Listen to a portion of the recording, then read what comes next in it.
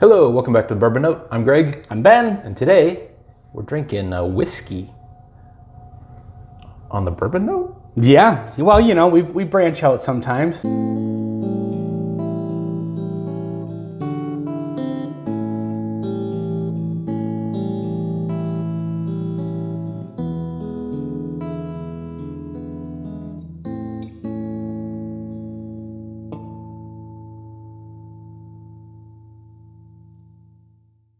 So we have, bam, High West Campfire whiskey, and the reason this is not a bourbon is because it's a blend of a few different things. Because it's from Utah.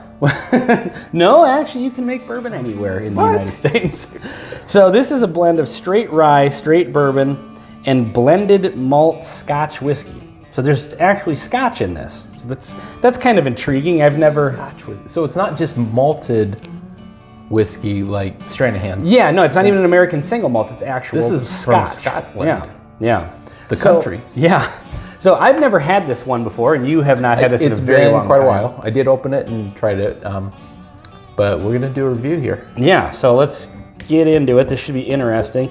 I don't know a ton about High West as a distillery. I know they do some sourcing from MGP, and I'm sure they're doing their own as well. Right. As with the case with a lot of the people who blend. Yeah, they do a lot of blending and stuff like that. I think they've got a couple of different kind of interesting expressions. Yeah. I've had the American Prairie bourbon. That's good.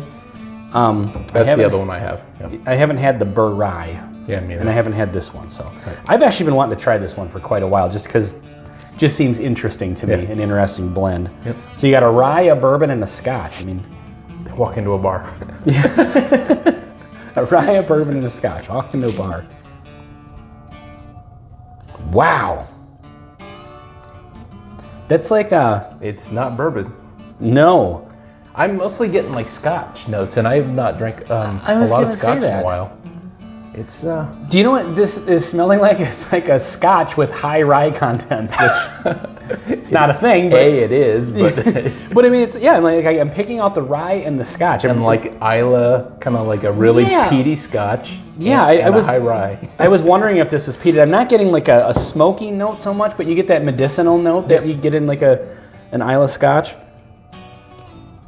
Yeah. Boy, that is really interesting. I had no idea what to expect with this. I did not remember this at all. Very different than what I was expecting. When I first nosed it for the first time, I wasn't getting much, but now it took it a minute. I agree. The first little sniff here. Yeah. But now it's really opening up. Yeah. All right, I'm gonna dive in. Yeah, the suspense is killing me.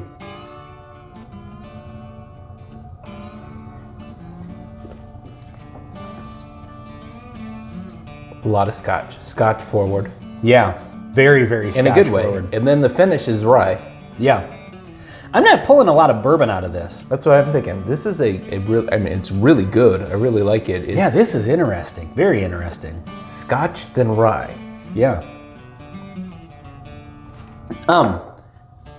Yeah, that finish is this has to be a peated Scotch that this is. A little bit of peat. Yeah. In there. For sure. You can definitely I mean, I guess we could be wrong, but from my experience with peated Scotches, I mean, there's some pretty telltale, unmistakable notes with those. Yep.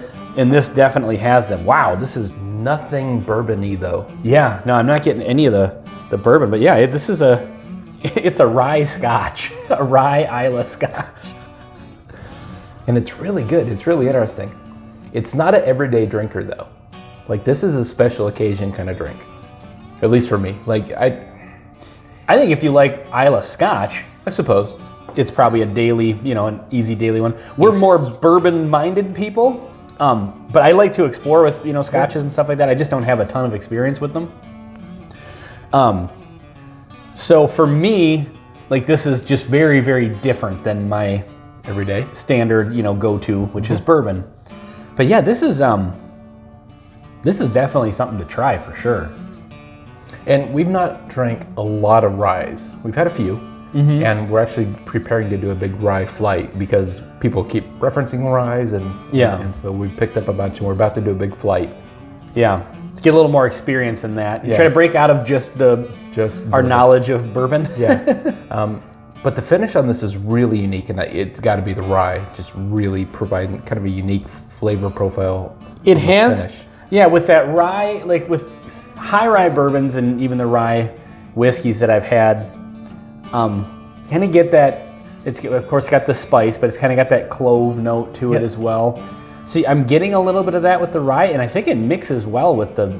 It does, like the smoky peatiness of the Scotch. Yeah. It's actually a really good blend. There's kind of a smoky aftertaste.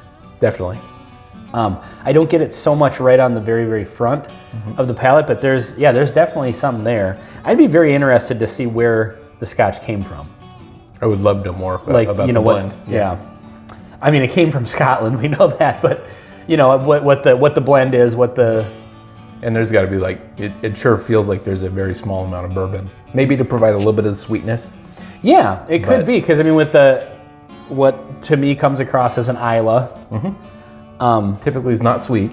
No. And well, sometimes rye whiskeys are sweet, but... Yeah, but they have that telltale, I mean, I can kind of see those two mixing well together, and I hadn't really ever thought of that before, but yeah, I could see them putting maybe a bit of bourbon in there to just kind of add a layer of sweetness to it, or to kind of maybe soften that up a bit. I mean, I don't know what their thought process was, but whoever's behind this, I think, did a good job. Go back to the nose now.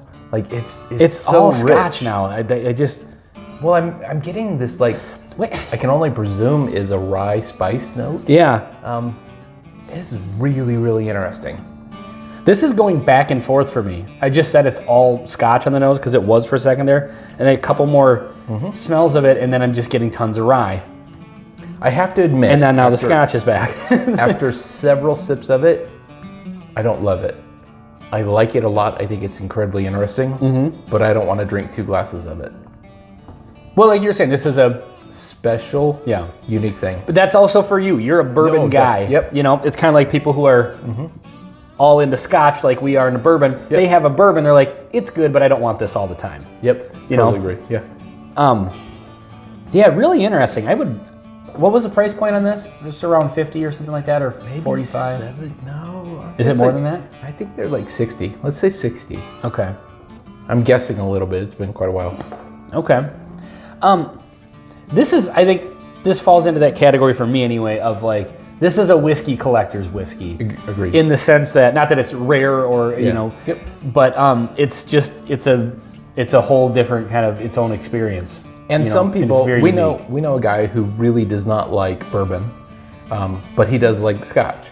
And so he may love this because he likes Lafroig, which is Scotch. And so he could love it. Yeah.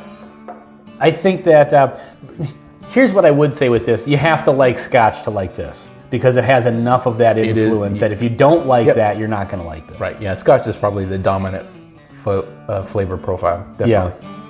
Then rye, then bourbon is definitely last. Interesting mouthfeel after a few sips of it. It almost has, like it's coating a little bit. Kind of like a wet wood, kind of.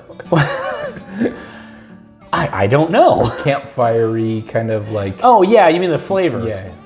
Yeah, it's just like I feel like just like it has that oily property to it a little bit. Yep.